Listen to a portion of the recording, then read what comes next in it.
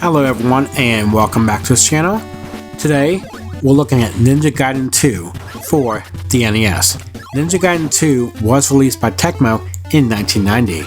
Dynamic action scenes characterize Ninja Gaiden 2, allowing players to utilize techniques like the invincible fire wheel to defeat enemies. The game replicas the cinema display format of the previous game, presenting a movie-like sequence filled with action, drama, and revenge that climax into an exciting finale. Remember, if you're new to this channel, don't forget to hit the like and subscribe button as it helps out this channel grow. And don't forget to hit the notification button for all future videos. So, is Ninja Gaiden 2 worth playing today? Here is our review of Ninja Gaiden 2 for the NES.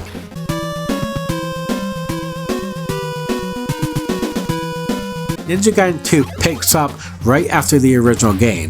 Begins with a cinematic cutscene of Ryu defeating the Dracroll, hinting the battle will set up something even more significant than what happens in the first game. Then you learn that your girlfriend has been abducted and that Ryu needs to go find her. The plot is intriguing at first, but as the game goes on, it becomes much better. And there are some cutscenes and dialogue to help the story, and like the first game, the story and the cutscenes are done really good in this game.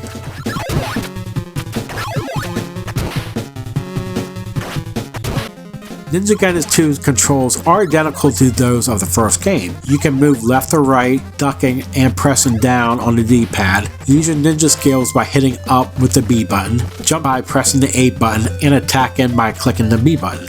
I only have one issue with the controls, and that it was in the original as well, as you have very little mobility while in the mid-air, with the bounce back as you hit impact. You best hope you weren't going to jump across a bottomless hole, because if you do and the enemy emerges directly behind you, you won't have time to turn around and hit it with your sword before the enemy hits you. The controls are still excellent aside from that. Ninja Gaiden 2 is played similar to the first game, with the goal of avoiding death and reaching the finish of the level by eliminating anything in your path, in an attempt to keep the game as true to the original as possible. However, you now begin with the ability to hurl ninja stars unlike the original, and this time when you die at the last boss, you are sent at the beginning of the act's last stage rather than the first level. Ninja Gaiden 2 adds additional elements to ninja abilities. In contrast to the previous game, you can now climb walls, which is a useful feature. Ninja Gaiden 2 also adds new features, including the ability to clone your every move and a downward shooting fireball.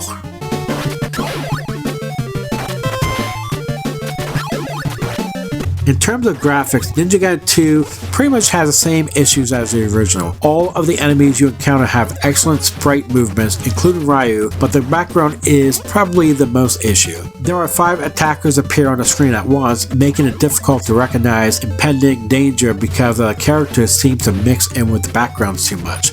Apart from that, those graphics seem fantastic for 1990 and the NES. After all, the Super Nintendo was released in 1990. When you watch Ryu perform roughly 20 flips when you jump, you won't be complaining. And the cutscenes are, again, really good in this game, maybe a little better than the first game.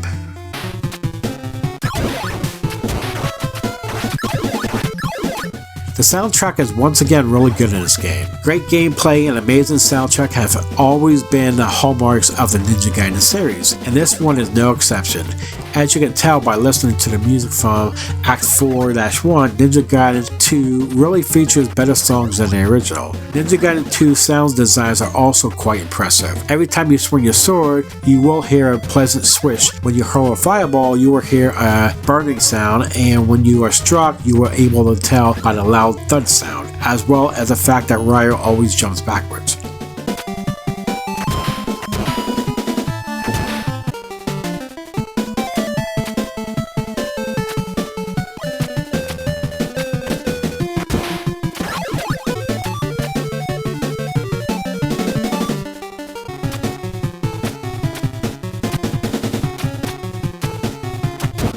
So, is Ninja Gaiden 2 worth playing today?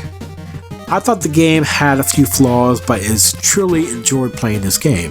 The uses of cutscenes between the stages likely preserved what could have been a dull and lifeless plotline. I thought the game's variety of characters and enemy designs was refreshing. Playing the game itself is a lot of fun, and it has good graphics, fantastic music and sound effects, and a strong replay value. In a nutshell, this game has everything I look for in a great game, and does that in style. Since this, in my opinion, is probably the best game in the series. I genuinely adore it, and I believe it is well worth the money. Overall, this game is a great playthrough and is still worth checking out today. Ninja Gaiden 2 for the NES is getting a 9.5 out of 10.